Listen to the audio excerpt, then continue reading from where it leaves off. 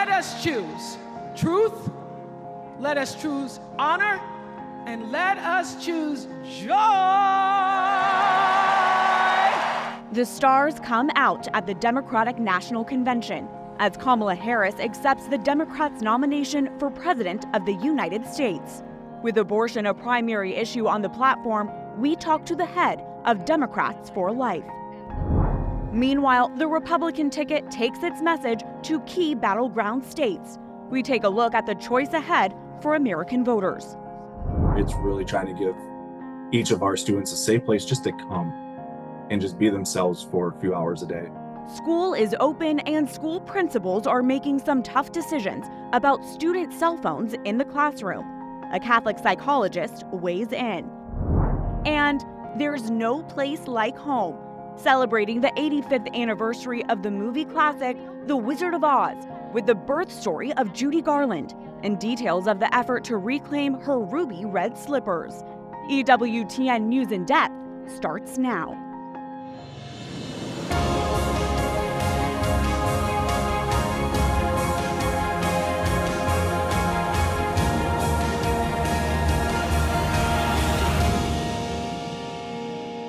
It's been the honor of my lifetime to serve as your president. I love the job, but I love my country more. Let me know in my heart when my days are through, America, America, I gave my best to you. The political torch is passed to the next generation of Democratic leaders. We have a chance to elect someone who has spent her entire life trying to give people the same chances America gave her. Someone who sees you and hears you and will get up every single day and fight for you. A former president shares the promise he sees in the Democratic nominee should she reach the White House. You might not know it, but I haven't given a lot of big speeches like this. But I have given a lot of pep talks. So let me finish with this, team. It's the fourth quarter. We're down a field goal, but we're on offense and we've got the ball. And we hear from the man who would be vice president and helpmate to America's first woman president if she is elected.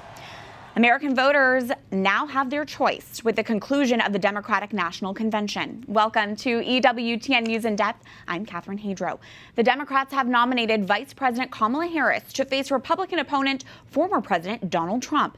The Republicans had their convention a month ago in July. This week, it was the Democrats' turn. Colorado proudly casts its votes for Kamala Harris. Get it go! It is our honor to unanimously cast our 34 votes for the next president of the United States, Vice President Kamala Harris! California, we proudly cast our 482 votes for the next president, Kamala Harris. To a raucous musical soundtrack with songs selected by each individual state, delegates ceremoniously cast their votes during the state roll call. Official votes were tallied during an online voting process earlier this month. The convention featured heavy hitters representing the Democrats' past, including former President Barack Obama and First Lady Michelle Obama, and former Democratic nominee and Secretary of State Hillary Clinton. And it showcased a generational shift with possible political stars of the party's future. But the main focus was on the nominee herself. I accept your nomination to be President of the United States of America.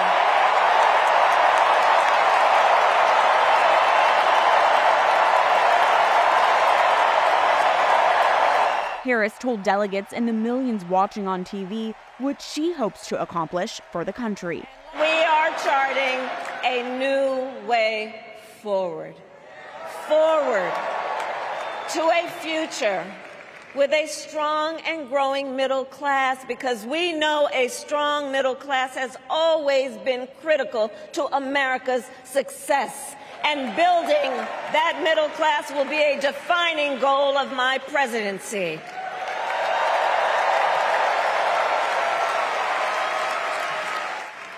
And America, we must also be steadfast in advancing our security and values abroad. As Vice President, I have confronted threats to our security, negotiated with foreign leaders, strengthened our alliances, and engaged with our brave troops overseas. As Commander-in-Chief, I will ensure America always has the strongest, most lethal fighting force in the world. And I will fulfill our sacred obligation to care for our troops and their families, and I will always honor and never disparage their service and their sacrifice.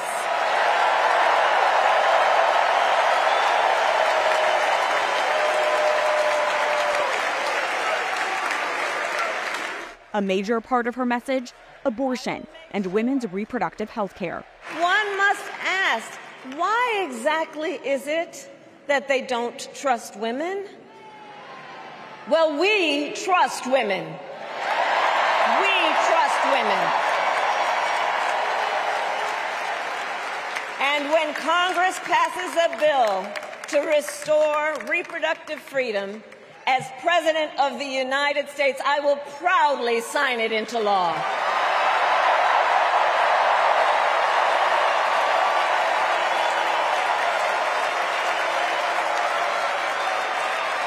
With the DNC convention now over, Harris and vice presidential running mate Tim Walz promised to go on the road to barnstorm key battleground states as they both prepare for upcoming debates, putting in the work, they say, to earn every vote.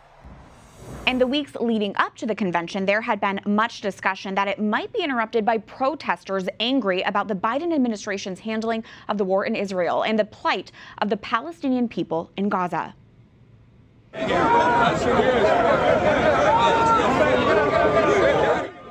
Several thousand protesters were present, and clashes did break out as protesters demanded a ceasefire in the Gaza Strip. But their numbers were far smaller than projected. They were met by a massive Chicago police presence, and they were kept blocked from the convention center. In the end, the protests largely fizzled, with police and reporters outnumbering the protesters. Ready to fight, ready to win, ready to make America great again. Meanwhile, former President Donald Trump and vice presidential candidate J.D. Vance continued their trek on the campaign trail through key battleground states. To counter-program the Democrats' convention, the two made stops this week in Pennsylvania, Michigan, Arizona, and North Carolina, where Trump held his first outdoor rally since surviving an assassination attempt in July. Both Trump and Vance threw sharp criticism at Harris, taking aim at her record on the economy, national security, foreign relations, and the border. Throughout the convention, Democrats highlighted the issue of what they call reproductive freedom. Numerous speakers, from seasoned politicians to ordinary women, spoke out on efforts to limit abortion and in vitro fertilization, sharing deeply personal stories. Peter Laffin, a reporter with the National Catholic Register, was on the scene at the convention this week. He shared with us how Democrats sought to separate their stance on the issue from Republicans. Abortion has been mentioned by nearly every speaker. There seems to be a complete divorce among speakers at the DNC from reality in terms of where Republicans, and specifically the Trump-Vance ticket, actually stand on abortion. They seem entirely ignorant of the fact that the Trump campaign has actually been at odds with the pro-life movement for the most part. But they're making sure that they're attempting to wield the abortion issue to the greatest possible political effect to drive out their voters. With women's reproductive health care and abortion such a major focus of this year's Democratic platform, what is a pro-life Democrat to do? Kristen Day is executive director of Democrats for Life of America. She's also Catholic. Kristen is in Chicago, Illinois, to meet with Democrats at the DNC. Kristen, thanks for joining us. Your group, Democrats for Life, released a report in Chicago this week with 3 recommendations for Democrats to make the party more welcome for everyone. You say the party needs to listen to Black and brown voices, to seek converts, and this is key, to seek fewer abortions. Is that message about seeking fewer abortions one that even resonates with many Democrats today? It's mixed here with the conversations that we're having at the convention. When we were walking in just today, we were talking to a woman about who we are as pro-life Democrats, and she said she's a brick wall and not willing to discuss it with us. But we've also had another gentleman who actually did an ad for us, and he said that the party needs to be a big tent party that includes these voices. So important to be an inclusive and a diverse party. And obviously that's what you've been advocating for. Kristen, and what's been disturbing to see, a Planned Parenthood affiliate sent a mobile bus outside the DNC on Monday and Tuesday of this week to provide free medication abortions or abortion pills and free vasectomies. What is your reaction to that? And I understand your group is responding in truly a pro-life way. Yeah, so I would say a pro-life Democrat way. When we saw that and heard that they were offering free abortion, we just know that it's degrading to women, and it doesn't do anything to help women who are in those situations. And so we responded. We started a diaper drive, and the response has been overwhelming. We've raised almost $5,000, and we're going to give away almost 10,000 diapers, which is wonderful. We're going to do the first delivery tonight to a center in the south side of Chicago. Pastor Moody, he's wonderful. One of his congregants had an abortion, and the reason she did is because there were only abortion clinics in his community. And so in response, he built a pregnancy center, and now he's building a maternity home. And so we're so proud to support him in the community. Wow. Well, thank goodness that you're there and you can provide that response to, I mean, again, that's pretty shocking, I think, to a lot of people, free abortions and vasectomies. Kristen, a question for you. Are you ultimately supporting the Harris-Walz ticket? And what do you make of the assessment that some are calling them the most pro-abortion presidential ticket so far? I think it absolutely is. It's been really sad to see the party move toward a more position that supports abortion and celebrates abortion rather than trying to solve the issue of unplanned pregnancies and support for women in those situations. And we've moved from safe, legal, and rare and President Obama was here to reduce abortion. We had great conversations with President Obama and his staff on how we can reduce abortion in America. And to today, where the door is pretty much shut, where the DNC chair refused to meet with elected pro-life Democrats. And it's unlikely that the Harris administration would do anything to provide real choice to women who don't want abortion. So are you supporting the Harris-Walz ticket? No, Democrats for Life does not endorse abortion rights Democrats. We only endorse and support pro-life Democrats. Kristen, pro-lifers have expressed disappointment that the Trump-Vance campaign and the current GOP platform is trying to appear more moderate on the abortion issue. There's no call for a federal abortion ban in the GOP platform. The campaign supports that abortion pills are currently the law of the land.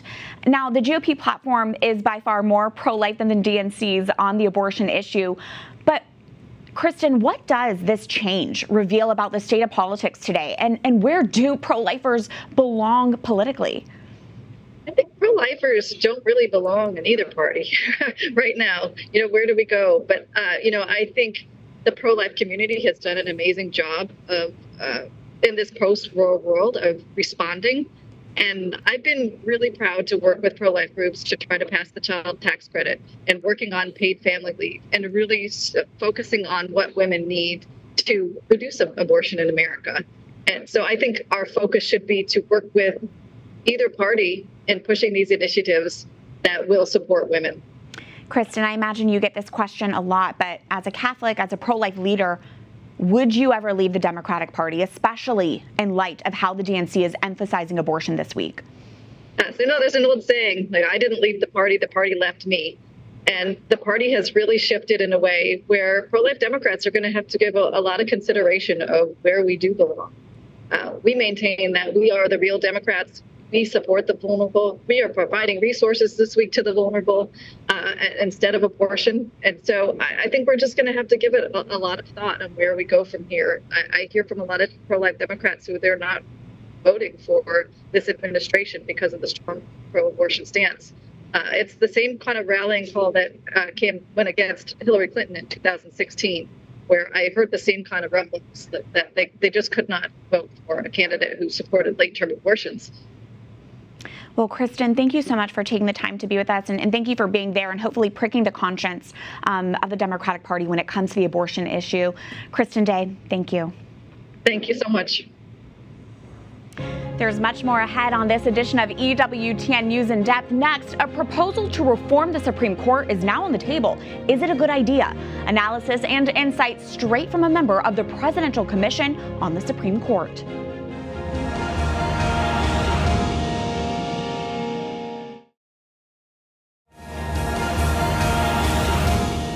In recent years, the Supreme Court of the United States has been mired in controversy, from unpopular rulings and a possible ideological rift to perceived ethics scandals. As public opinion of the High Court dwindles and many lawmakers call for reform, President Joe Biden last month shared his plan to address the issue, and he says to improve America's trust in the justices. My fellow Americans, based on all my experience, I'm certain we need these reforms. We need these reforms to restore trust in the courts, preserve the system of checks and balances that are vital to our democracy. There are also common sense reforms that a vast majority of the American people support, as well as leading constitutional law scholars, progressives and conservatives. President Biden first turned his attention to court reform at the beginning of his term when he organized the Presidential Commission for the Supreme Court of the United States. The group consisted of legal experts from across the political spectrum who met throughout 2021 to discuss possible court reforms. The commission released its findings in a final report at the end of that year. President Biden's new proposals for reform are based off the findings of that commission. He called for an 18-year term limit for justices, with a new justice appointed every 2 years.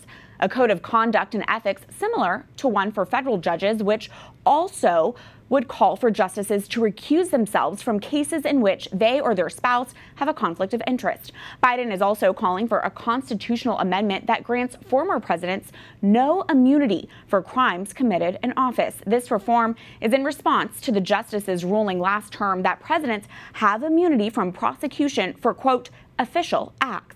The push for Supreme Court reform comes after years of controversy. Concerns over a partisan bench came to a head after former President Donald Trump appointed 3 conservative judges. The court has released numerous landmark rulings reversing Roe v. Wade, ending affirmative action, and lessening the power of federal agencies. Also, Justices Clarence Thomas and Samuel Alito have come under fire for failing to disclose large gifts from wealthy donors. Public opinion on the court has faltered in response to these controversies. Recent Pew Research found that fewer than half of Americans view the Supreme Court favorably, a near historic low. For analysis of this renewed attention on reforming the Supreme Court, we are joined by one of the legal experts who served on the commission and contributed to its final report. Adam White is a senior fellow at the American Enterprise Institute. Adam, welcome back to the program. What is your reaction to these proposed reforms? Does it address what the Presidential Commission studied and determined in 2021? Well, thanks, Catherine. I agree that public trust in the court is indispensable. It always has been. It's important for the court to uphold the public's trust. But I think the so-called reforms that have been proposed around the court and against the court are deeply mistaken.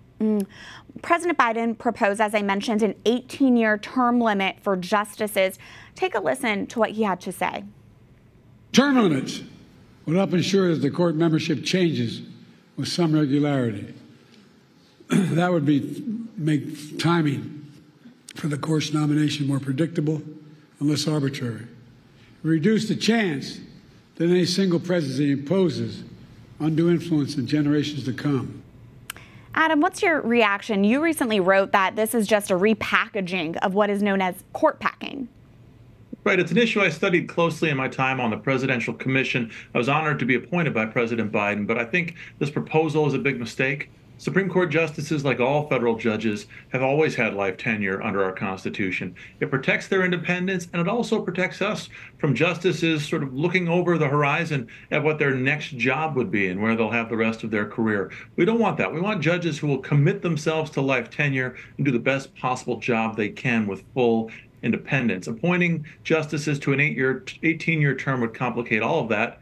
And also on this point of spreading appointments off evenly across the president's 4-year terms, there too, I think it's a mistake. It treats justices on the Supreme Court like they're just spoils of a presidential election, that every president is somehow automatically entitled to 2 Supreme Court justices, sends exactly the wrong message to the public. I think it would actually undermine the public's trust in the court when we treat them as nothing more than just the fruits of a presidential election victory for one party or the other. I think an 18-year term limit would also conveniently mean a few conservative justices would be off the bench right now.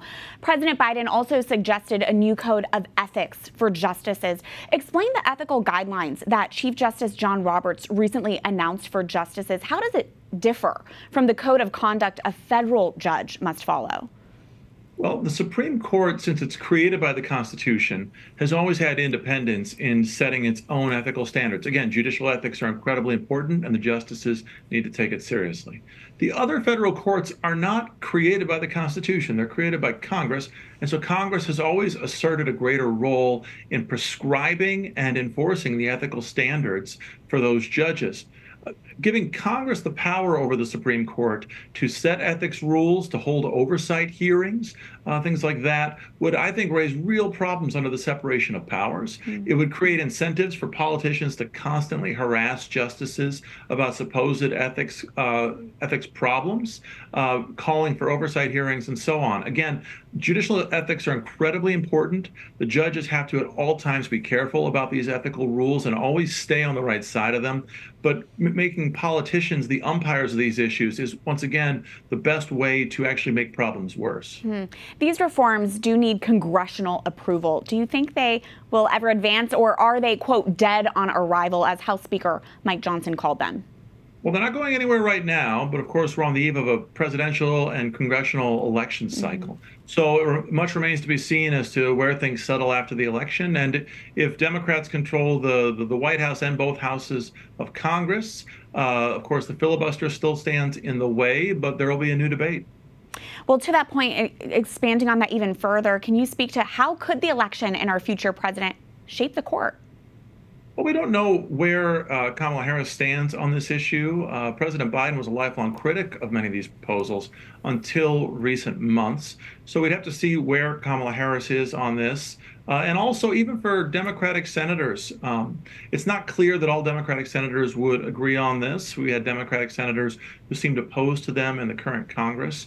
And so it's not just which party wins control of Congress and the White House. It really will come down to the individual preferences and temperaments of the specific senators and members of Congress. Adam, you've already hit on this somewhat, but just to underline it, do you think these reforms that have been proposed, would they improve public opinion of the court? No, not at all. I think it would make official the assumption that the Supreme Court seats are just gifts to be handed out by a president after an election cycle, and that each president is entitled to a certain number of Supreme Court seats. As I said in my closing statement on President Biden's Supreme Court Commission, right now is a good time for all 3 branches of our federal government, the Congress, the courts, and the president, to look inward for opportunities to reform themselves and restore the public's trust in each part of government. But that's a task for every part of government, including the courts, to carry out for itself. And we don't want to put the courts under the political control of Congress.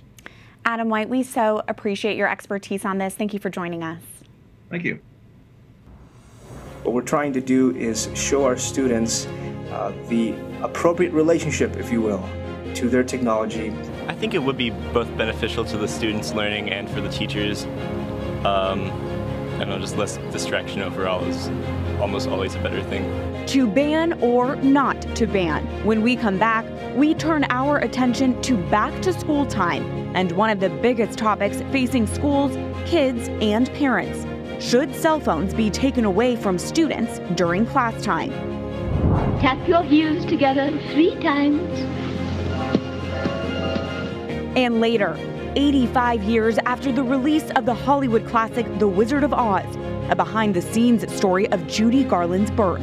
EWTN News in Depth is coming right back.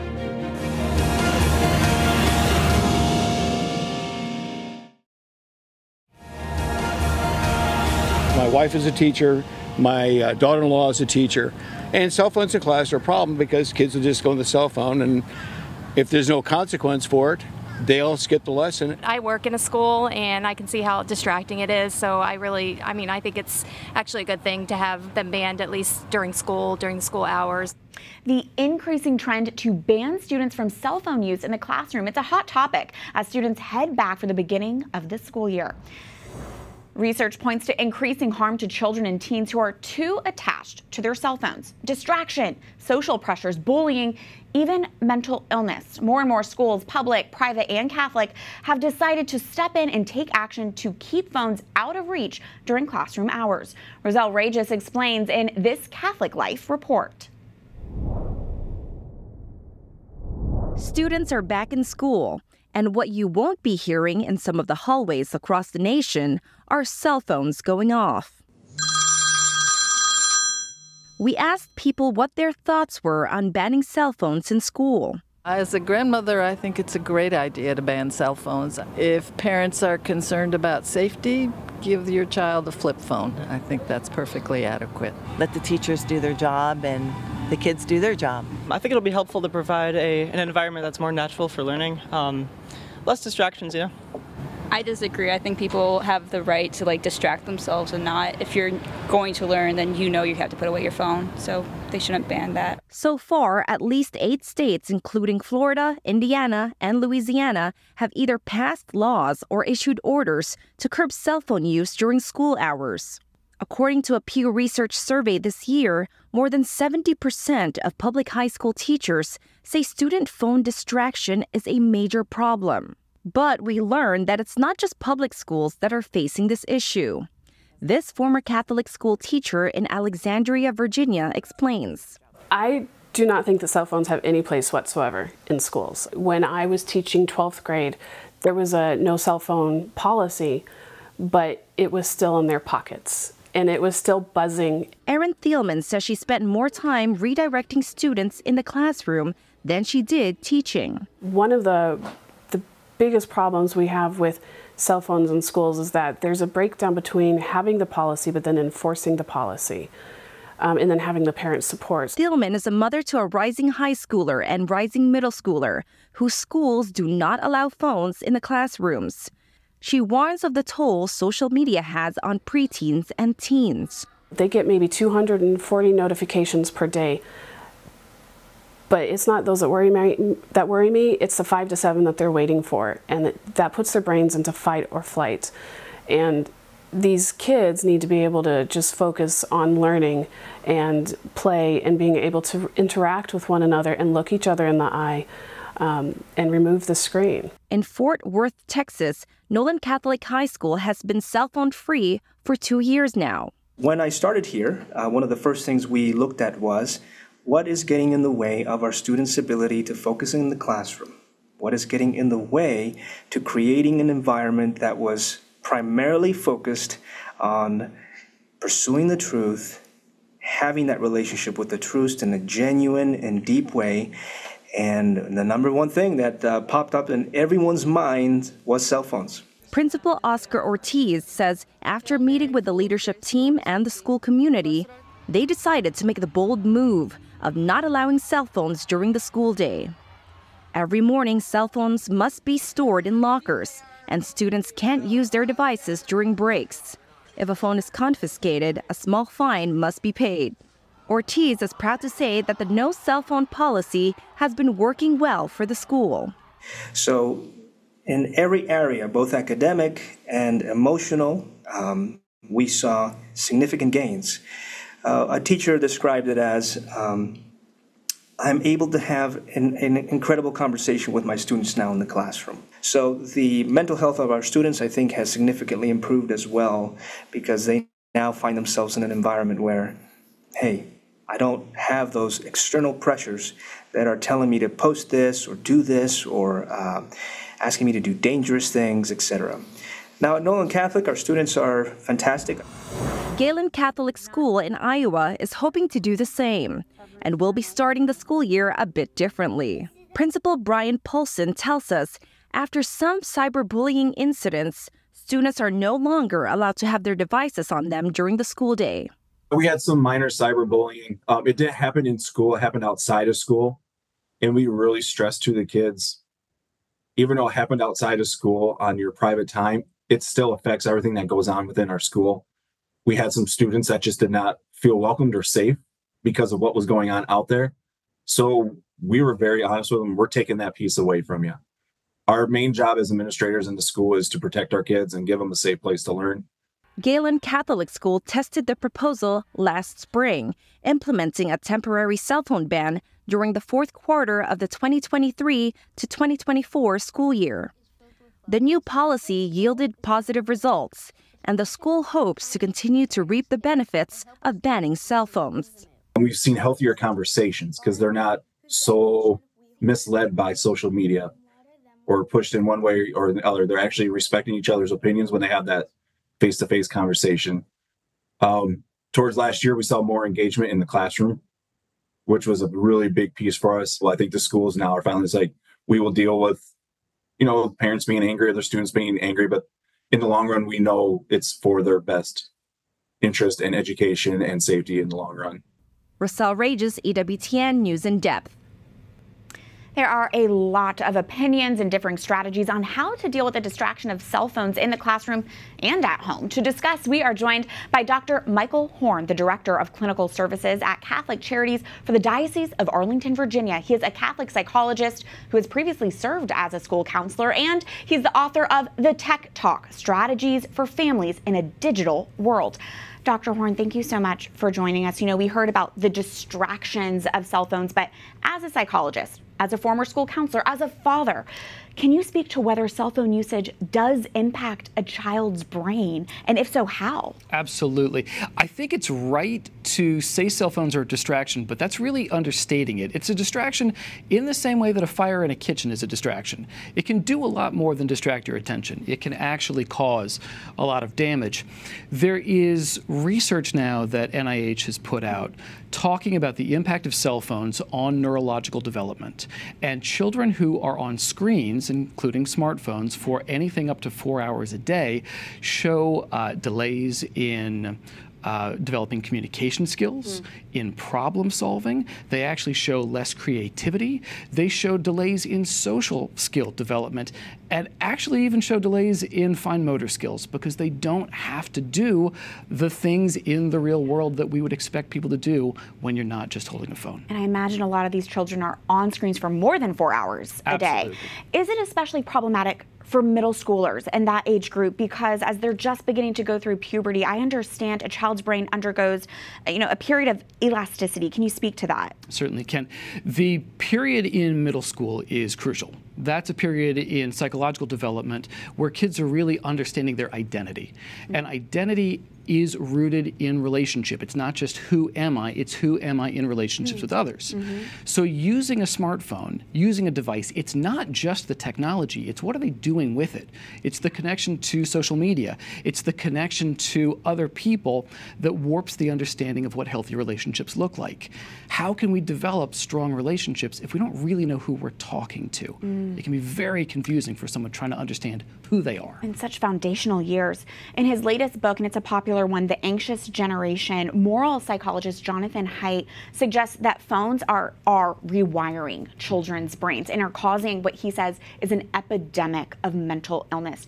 He says it's largely due to a decline in a play-based childhood and a rise in a phone-based childhood. Do you have any thoughts on that theory? I do. It's a great point. When we talk about a phone-based childhood, what we're talking about is everything in reality is now mediated through a device. We don't have the ability to connect with God's creation in a healthy way. We're lacking the opportunity to flourish. One of the things that we've noticed in the field in play therapy in particular, which is a model in which kids use toys and play in an unstructured environment to work on anxiety and depression, other healthy growth. Kids don't know how to play anymore. Wow. Because what happens is that the toy doesn't tell them what to do. The toy doesn't present something for them to automatically engage with. They're used to these electronic devices. And when you're used to engaging in the world with an electronic device in an electronic way, it becomes more difficult to shift and engage in a non-electronic way. Well, let's talk about just practical advice, because I'm sure our viewers are really hungry for that. What is your recommendation for Catholic parents? A lot of parents want to feel connected to their children for safety reasons. So should they give their child a phone? Is there a specific age they should give their child a phone? It's a really great question, and I think what I would love for all families to do is actually have conversations about what works for them. This is one of the biggest questions I get from parents. How old should my kid be to use a phone? How much screen time is too much screen time? Right. And I do what a lot of psychologists do, which is say, it depends. How much cake is too much cake for a kid? Well, is the kid gluten intolerant? Does the kid have an issue with sugar? It really depends on the family and on the kid. What we need to do, though, is be intentional. Have conversations about what is the role of the device? What is the role of the technology? How do we want that to play into our family? Because it has an impact on our relationships. It has an impact on our culture, the culture within the family. I think one of the biggest things that we as parents can do is know what our kids are doing. We can't just assume that if we hand them a device or anything, it's necessarily a good thing. We want to have a solid relationship so that we can have those conversations with them. Who are you talking to? What are you doing? What does that feel like? Why is that important to you? What really matters? The other thing parents need to do is, if you're going to set the rule, follow the rule. You actually have to go ahead and do what you say you want your kid to do, because otherwise kids will assume, well, if you're not doing it, why is it important for me to do it? Requires discipline on the adult's part as well, and it sounds like truly knowing your child. Just a follow-up to that, what are your thoughts on, these so-called dumb phones, if you will, a phone that simply makes calls and texts but doesn't have access to the internet and a camera? I think in a lot of situations, that's a really great thing to have. Recently, we went ahead and got a dumb phone for our kids to use. So if we're dropping them off at soccer or ballet, they can go ahead and call us if they need to, but they don't need to have everything else. Other families really believe that having a smartphone can be a helpful thing, but it needs to be balanced. And there are certain devices that you can actually go ahead and set your phone up, that your smartphone becomes a dumb phone when you hold it up to basically a separate block. You can then put this block away. It acts like a key. So that way, once you touch it to this device, your smartphone just makes calls or just receives text messages, however you set it up. And then when you decide that actually you do want to go ahead and unlock this, you do want to have all of it, you can make that decision. It's interesting because this technology developed as a way to make phones more productive, increased production time, less distraction. However, what people are finding is that they feel less anxious. They feel less worried because there isn't that pressure to always be connected. The fear that you might miss something, the fear that the phone buzzing in your pocket could be something really important that you have to attend to. Probably just brings more silence into your day as well, which is we all need more of. What's your advice then to Catholic schools? We heard your advice to parents. What about to Catholic schools? We are seeing different approaches to how schools are handling this. We are, and in the Diocese of Arlington, we're looking at how to go ahead and restrict the phone. Certainly some of the schools have said no phones at all from the time you come in to the time you leave. We're going to go ahead and lock those phones in a magnetic pouch. I think the role of the school is to help the kids learn and flourish. And if there is anything that would prevent that, any distraction, we would want to eliminate that. If there was, say, a smoke alarm that was beeping in a classroom every 30 seconds and was preventing students from actually paying attention, actually learning the material, we would fix that. We wouldn't let that go. But if it's a phone buzzing every 30 seconds in your pocket, we should probably take care of that for our students as well. Yeah, absolutely. Dr. Michael Horne, thank you so much. There's a lot to navigate here with the ever-changing technology. Really grateful for your expertise and your insight. My pleasure. Thank you. News headlines are next in the Week in Review.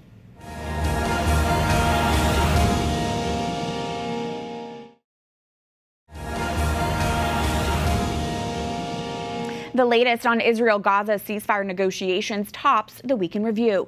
A new round of urgent talks kicked off at the end of the week in Cairo. Negotiators have pinned their hopes to stopping the fighting on a so-called bridging proposal from the United States. The Palestinians want Israel to withdraw from a strip of land between Gaza and the Egyptian border. A ceasefire would free the hostages held by Hamas.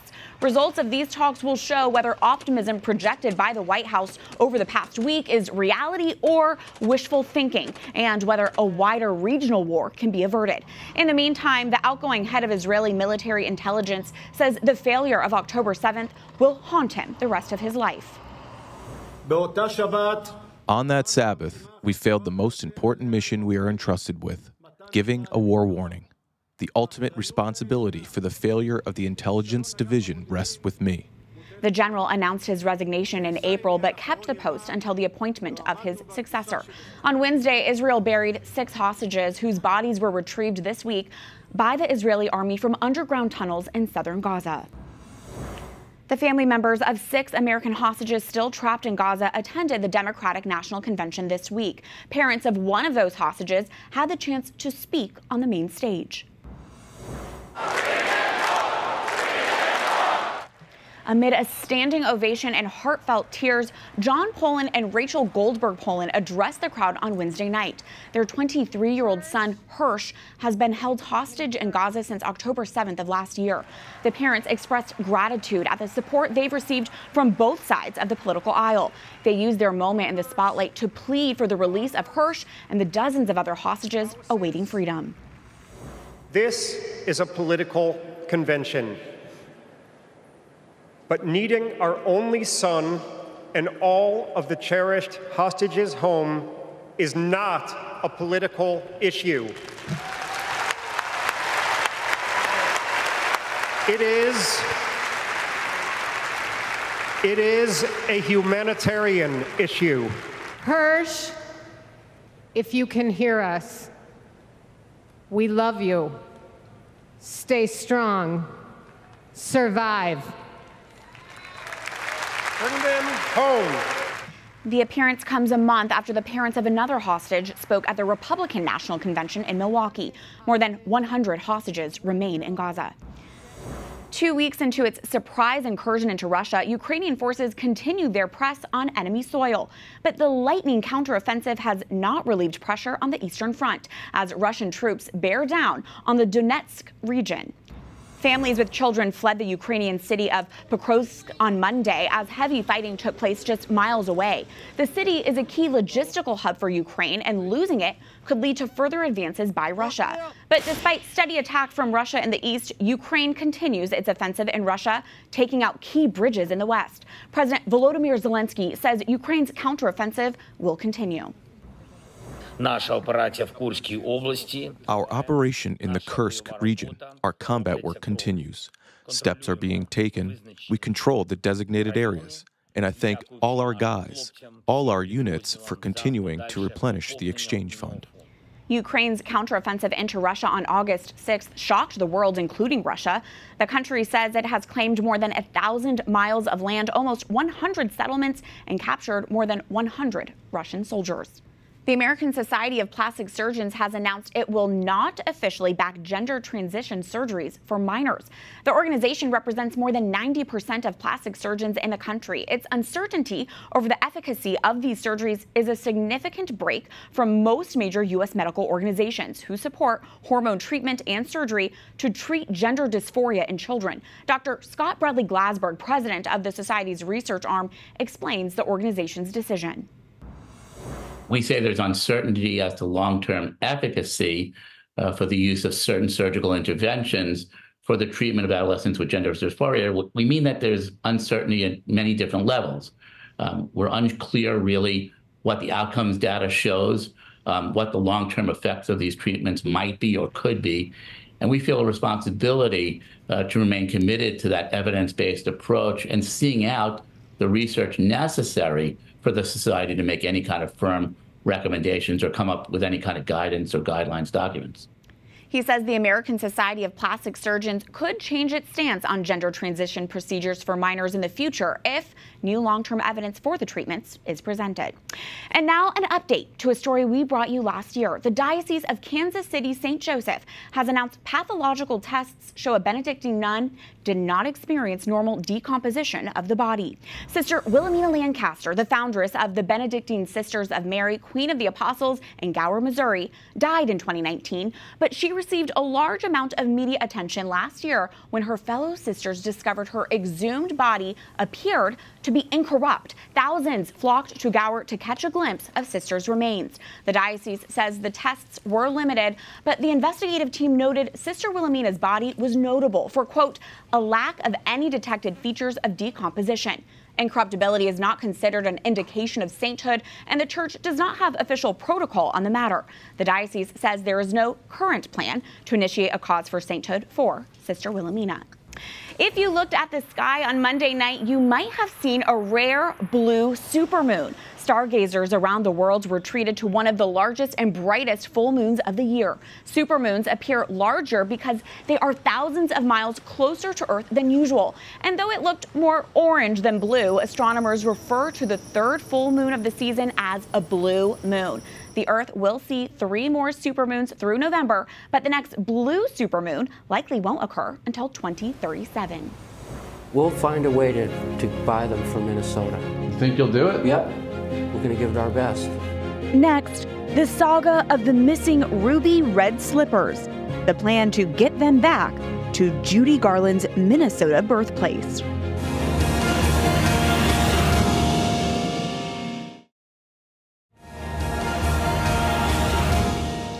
If you say the phrase ruby red slippers, everyone instantly knows you are referring to the shoes that Dorothy wore in the iconic film The Wizard of Oz. The famous movie hit the theaters 85 years ago this summer, and its star Judy Garland became a household name.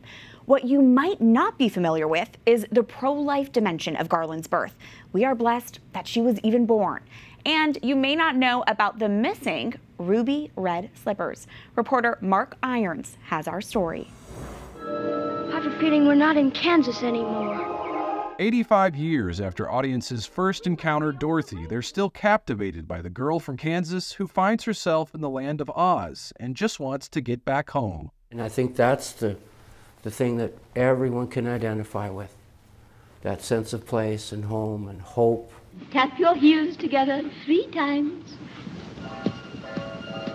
A few clicks got Dorothy back to Kansas, but the true story of the actress who wore those iconic ruby red slippers begins here in the unassuming town of Grand Rapids, Minnesota, where Judy Garland was born. She lived in this home. It's now a small museum where founding director and curator John Kelsch reflects on the fact that initially, Judy wasn't welcomed here with open arms. Judy's mother did not want a 3rd child, and even tried to miscarriage, did everything she could, like running up and down steps and bumping up and down in a car. They even consulted their friend who was at medical school about an abortion. The future doctor strongly advised against it, and in 1922, Judy was born. From the start, she dealt with sickness. At 14 months, she developed a high fever, became seriously ill, and suffered for weeks. But she was also born with what Judy's parents, both vaudeville entertainers, recognized as natural talent. They both realized that, hey, this is a phenomena here.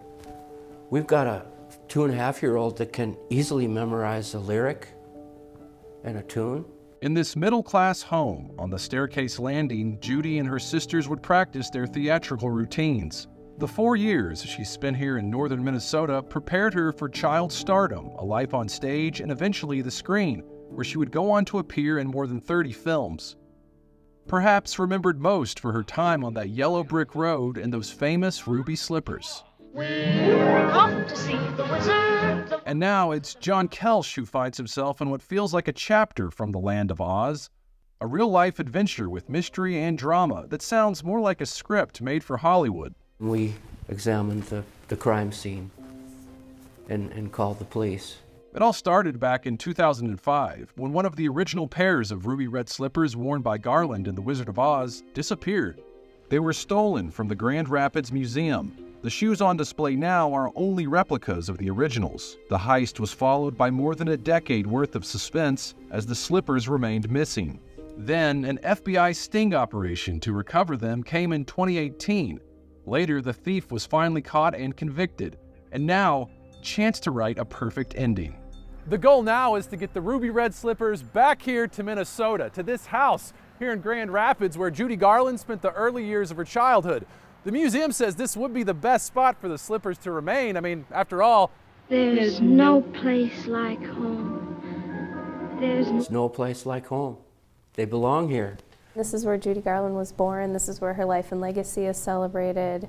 It just seems like a really good fit. Janie Heights is the Judy Garland Museum Executive Director. As much as she and Kelsch hope the slippers find their way back here, there's no guarantee. The museum doesn't own them. They were on temporary loan from a private collector when they were exhibited almost 20 years ago at the museum, and that's when Kelsch got the frantic call from a former staff member. All she said on the phone was, "They're gone." And I knew exactly what she meant. He calls it a comedy of errors leading up to the theft.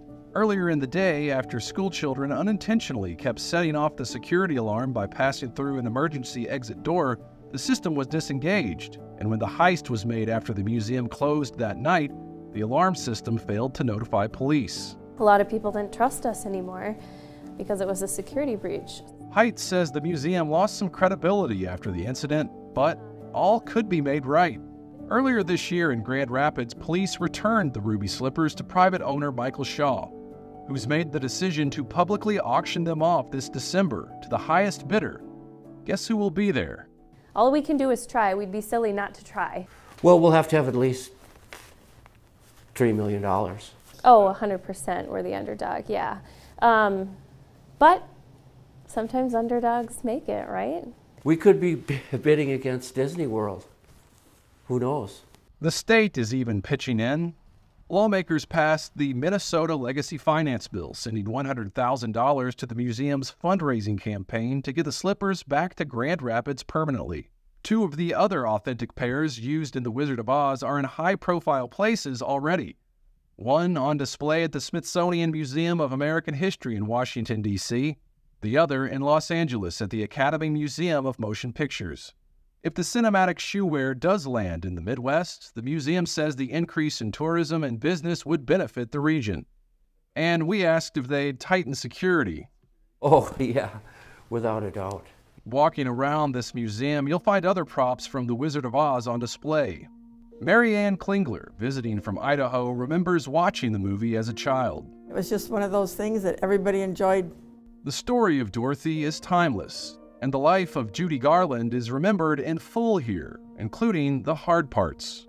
She experienced a lot of pain. You know, she struggled her whole life. Not long after leaving Minnesota, the pace of life picked up for Garland.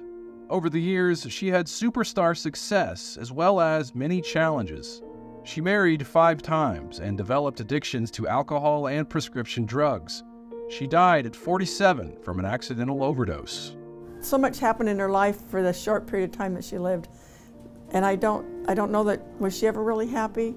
A quote from Garland could help answer that question. Reflecting back on her earliest years, when she grew up in this Minnesota home, she said it was terribly happy, possibly the only kind of normal, carefree time in my life. It may just be a pair of shoes, but some say they're symbolic of what we all long to find. Home. There's no place like home. Mark Ayers, EWTN News in Depth.